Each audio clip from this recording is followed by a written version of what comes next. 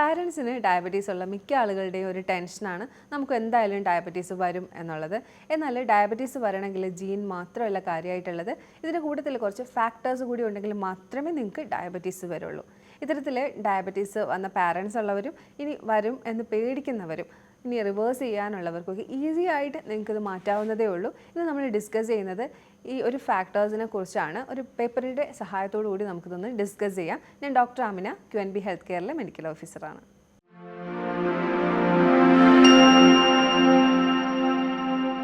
എല്ലാവരും പേടിക്കുന്ന ഒരു കാര്യമാണ് ജനറ്റിക് ആണ് ഡയബറ്റീസ് ഉണ്ടാക്കുന്നത്. ജനറ്റിക്കായിട്ട് ഉണ്ടെങ്കിൽ എന്തായാലും ഡയബറ്റീസ് വരും എന്നുള്ളൊരു കാര്യം. എന്നാൽ എപ്പോഴും ഈ ഒരു കുറച്ച് ഫാക്ടേഴ്സ് കൂടി ചേർന്നെങ്കിൽ മാത്രമേ നിങ്ങൾക്ക് ഡയബറ്റീസ് വരുള്ളൂ. അതിൽ മെയിനായിട്ട് വരുന്നതാണ് അമിത ആഹാരം എന്ന് പറയുന്നത്. ഒത്തിരി ഭക്ഷണം കഴിക്കുന്നതിലൂടെയാണ് എപ്പോഴും ഡയബറ്റീസിൻ്റെ ഒരു ആരംഭം വരുന്നത്. ആവശ്യത്തിലധികം ഭക്ഷണം കഴിക്കുക, അതായത് 2 നേരത്തെ ഭക്ഷണമേ നമുക്ക് ആവശ്യമുള്ളൂ, അതിനേക്കാളും കൂടുതൽ ഭക്ഷണം കഴിക്കുക. അങ്ങനെ അമിത ആഹാരമാണ് ഏറ്റവും വലിയ ഫാക്ടറായിട്ട് ഇതിന് വരുന്നത്. അതായത് എക്സ്പെൻഡിച്ചറും ഇല്ല, അത് ഉപയോഗിക്കാനും ആവശ്യമില്ല, എന്നാൽ ഒരുപാട് കഴിക്കുന്നുമുണ്ട്. അതുപോലെ തന്നെ ഇത് കൂടുതലായിട്ട് refined oils, refined sugar, carb ഇതൊക്കെ യൂസ് ചെയ്യുന്നത് ഇതിൽ തന്നെയാണ് വരുന്നത്. അമിത ആഹാരത്തിൽ തന്നെ ഒരു ഘടകമാണ് ഈ റിഫൈൻഡ് ആയിട്ടുള്ള വസ്തുക്കളുടെ ഉപയോഗം എന്ന് പറയുന്നത്. ഡയബറ്റീസിൻ്റെ കാര്യം പറയുമ്പോൾ നമ്മൾ പേപ്പറുകൾ റെഫർ ചെയ്യുകയാണെങ്കിൽ നമുക്കൊരു സ്റ്റഡി നമുക്ക് കാണാം. അതായത് പിമ ഇന്ത്യൻസിൻ്റെ ഒരു സ്റ്റഡിയാണ്. പിമ ഇന്ത്യൻസ് ഒരു ട്രൈബൽ അമേരിക്കൻ വംശമാണ്. അപ്പോൾ ഇവരുടെ ഒരു സ്റ്റഡിക്കകത്ത് പറയുന്നുണ്ട്, ഇതിനകത്ത് ഇവർ പണ്ട് കാലത്ത് ഇവർ കാട്ടിൽ ജീവിച്ചിരുന്നപ്പോൾ ഇവർ യൂസ് ചെയ്തിരുന്നത് മീനും, കൂടുതലായിട്ട് ഇവർ ഗിൽഡ നദീതീരത്ത് ജീവിച്ചിരുന്ന ആളുകളാണ്. അപ്പോൾ ഇവർ യൂസ് ചെയ്തിരുന്നത് മീനും അതുപോലെ ബീൻസ് വർഗ്ഗത്തിൽപ്പെട്ട പയർ വർഗ്ഗവുമാണ് ഇവർ കഴിച്ചിരുന്നത്. മീനിൽ കൂടുതലായിട്ടും പ്രോട്ടീനും ഫാറ്റി ആസിഡും ഫാറ്റും ഒക്കെയാണുള്ളത്. ഇനി ബീൻസിലാണെങ്കിൽ എന്താണുള്ളത്? കൂടുതലായിട്ടും പ്രോട്ടീൻസും ഫൈബേഴ്സും ആണുള്ളത്. അപ്പം ഇത് അടങ്ങിയിട്ടുള്ള ഭക്ഷണമാണ് ഈ ഒരു പിമ ഇന്ത്യൻസ് ഉപയോഗിച്ചു കൊണ്ടിരുന്നത്. എന്നാൽ ഇവർ പിൽക്കാലത്ത് ഗിൽഡ നദിയിൽ ഡാം നിർമ്മിക്കുന്നതിൻ്റെ ഭാഗമായിട്ട് അമേരിക്കയുടെ സിറ്റിയിലേക്ക് മാറ്റിപ്പാർപ്പിച്ചു. എന്നിട്ട് അമേരിക്കൻ ഗവൺമെൻറ് ഇവർക്ക് എന്ത് ചെയ്തു?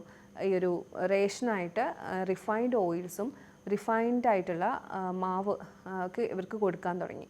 അപ്പോൾ ഒരു വിഭാഗം ആളുകൾ അമേരിക്കയിൽ സിറ്റിയിൽ തന്നെ സ്റ്റേ ചെയ്തിരുന്ന ആളുകൾ ജോലിക്കൊന്നും പോവാതെ ഇതൊക്കെ കഴിച്ചിട്ട് അങ്ങോട്ട് ജീവിക്കാൻ തുടങ്ങി. എന്നാൽ വേറൊരു വിഭാഗം ആളുകൾ, ഒരു ഗ്രൂപ്പ് ഓഫ് ആളുകൾ മെക്സിക്കോയിലേക്ക് പോയിട്ട് സെയിം ലൈഫ് സ്റ്റൈൽ, അതായത് അവർ ഈ ഒരു ബീൻസ് വർഗ്ഗം തന്നെ കഴിച്ച് മീൻ തന്നെ ഉൾപ്പെടുത്തിയിട്ട് എക്സസൈസ്, അതായത് നന്നായിട്ട് ഹാർഡ് വർക്ക് ചെയ്ത് വീണ്ടും ആ ഒരു സെയിം ലൈഫ് സ്റ്റൈൽ ഫോളോ ചെയ്തു.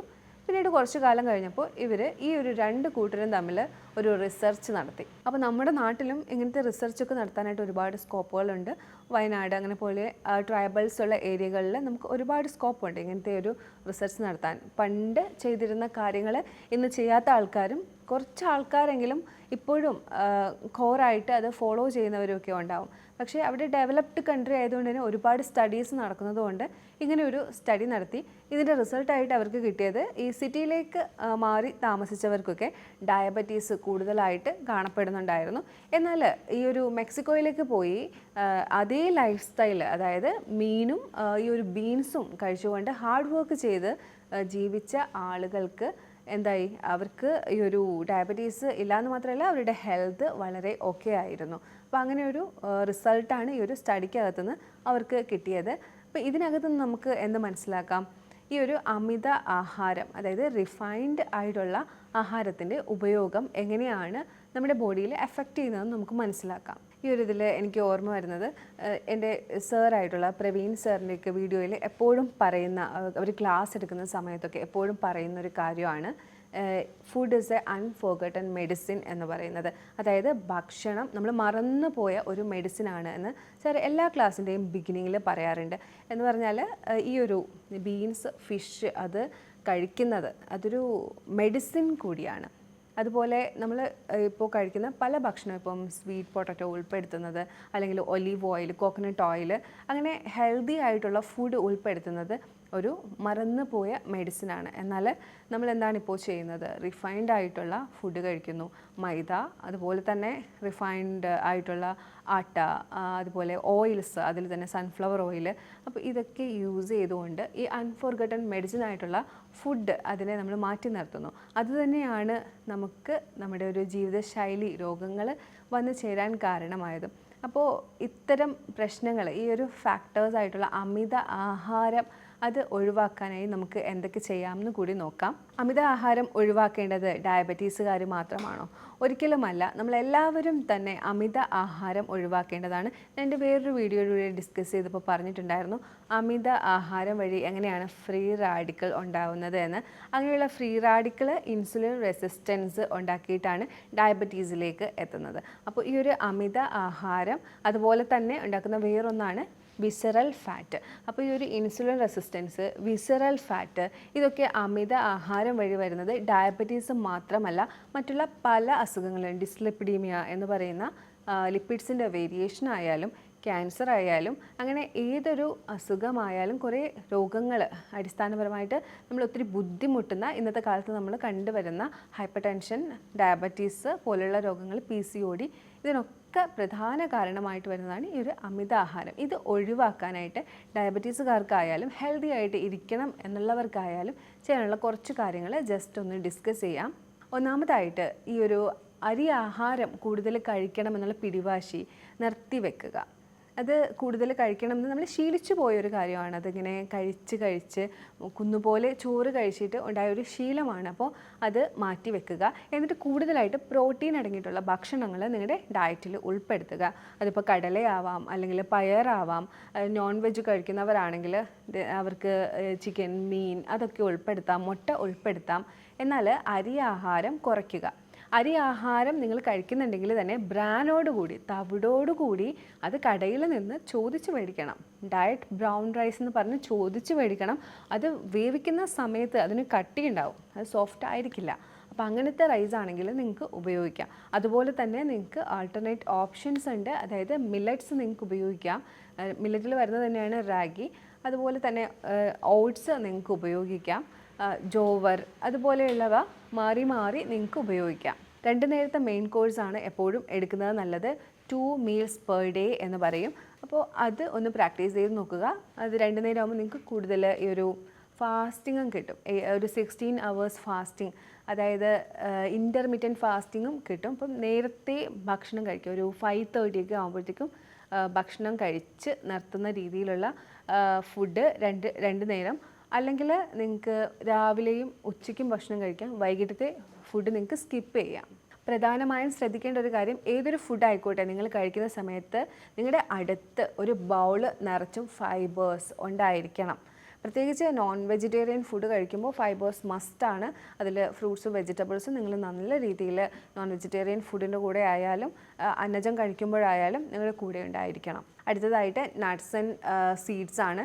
അത് നമുക്ക് കാഷ്യൂനട്ട് ആവാം, ആൽമണ്ട്സ് ആവാം. സീഡ്സിനകത്ത് പംകിൻ സീഡ്സ്, സെസമി സീഡ്സ്, അതുപോലെയുള്ള ഒരുപാട് പ്രോട്ടീൻസും നല്ല ഫാറ്റും അടങ്ങിയിട്ടുള്ള സീഡ്സ് നല്ല രീതിയിൽ നിങ്ങൾ ഉൾപ്പെടുത്തണം. നല്ല രീതിയിലുള്ളൊരു വ്യായാമം ഏതൊരു മനുഷ്യനും അത്യാവശ്യമാണ്. അതുപോലെ ഡയബറ്റീസുകാർക്കും അത്യാവശ്യമാണ്. അപ്പോൾ അത് ഹൈ ഇൻറ്റൻസിറ്റി വർക്കൗട്ട് ചെയ്യുന്നതാണ് ഏറ്റവും നല്ലത് ഡയബറ്റീസുകാർക്ക്.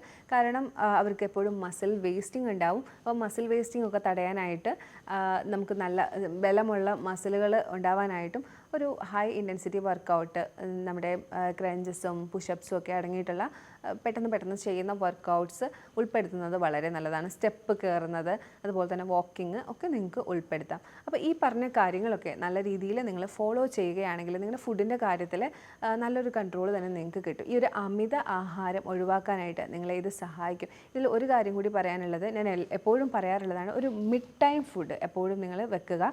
അതായത് ഉച്ചയ്ക്കും രാവിലേക്കും ഇടയിലൊരു ഫുഡ്, അതുപോലെ ഉച്ചയ്ക്കും വൈകിട്ടിനും ഇടയിലൊരു ഫുഡ്. അപ്പോൾ ആ ഒരു ഫുഡ് എപ്പോഴും ഒരു ഹെൽത്തി വേർഷനായിട്ട് തന്നെ വെക്കുക.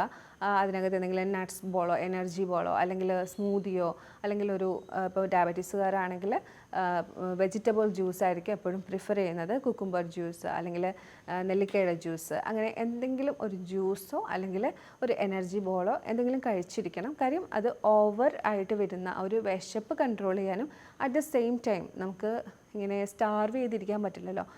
നമുക്ക് വേണ്ട ഒരു പോഷകാഹാരങ്ങളൊക്കെ ഉള്ളിലേക്ക് എത്തണം. അപ്പോൾ അതിനുവേണ്ടി ആ ഒരു ടൈം കൂടി നിങ്ങൾ യൂട്ടിലൈസ് ചെയ്തിരിക്കണം. അപ്പോൾ ഇത്രയൊക്കെയാണ് ഫുഡിൻ്റെ കാര്യത്തിൽ പറയാനുള്ളത്, അമിത ആഹാരത്തിൻ്റെ കാര്യത്തിൽ പറയാനുള്ളത്. അപ്പോൾ ഈ ഒരു കാര്യങ്ങളൊക്കെ നിങ്ങൾ ഫോളോ ചെയ്യുകയാണെങ്കിൽ ഈ ജനറ്റിക്കായിട്ട് നിങ്ങൾക്ക് ഈ ഒരു ഡയബറ്റീസ് വരും എന്ന് വിശ്വസിക്കുന്നവർക്ക് ഒരിക്കലും നിങ്ങൾക്ക് ഡയബറ്റീസ് വരില്ല. നിങ്ങളൊന്ന് ഫുഡ് ശ്രദ്ധിച്ചാൽ മാത്രം മതി. അതിൽ തന്നെ പലരും പറയാറുണ്ട് ഡയബറ്റീസ് വന്നു കഴിഞ്ഞാൽ ഒന്നും കഴിക്കാൻ പറ്റില്ല, ലൈഫ് എൻജോയ് ചെയ്യാൻ പറ്റില്ല എന്ന്. അങ്ങനെ ഒന്നുമില്ല. ഒരു കൃത്യമായ രീതിയിൽ നിങ്ങൾ ഒരു ഡയറ്റ് ഫോളോ ചെയ്യുകയാണെങ്കിൽ ഹെൽത്തി ആയിട്ട്, അതുപോലെ തന്നെ ഡയബറ്റിക് ഫ്രീ ആയിട്ട്, പാരൻസിൻ്റെ ഹിസ്റ്ററി ഉണ്ടെങ്കിൽ പോലും നിങ്ങൾക്ക് ജീവിക്കാവുന്നതേ ഉള്ളൂ. അതുപോലെ തന്നെ ഇതുപോലെ ഫോളോ ചെയ്യുകയാണെങ്കിൽ നിങ്ങളുടെ പാരൻസിനും ഒക്കെ വളരെ ഹെൽത്തി ആയിട്ട് ഡയബറ്റിക് ഫ്രീ ആയിട്ട് തന്നെ ഇരിക്കാൻ പറ്റും. നമ്മൾ ഒരുപാട് കേസസ് ഇതുപോലെ റിവേഴ്സ് ചെയ്തിട്ടുള്ളതാണ്. ഷുഗർ 400 ഒക്കെ ഉണ്ടായിരുന്നവരെ പോലും നമ്മൾ റിവേഴ്സ് ചെയ്ത് കൊണ്ടുവന്നിട്ടുള്ളതാണ്. കാരണം ഇതൊരു ലൈഫ് സ്റ്റൈൽ ഡിസീസാണ്.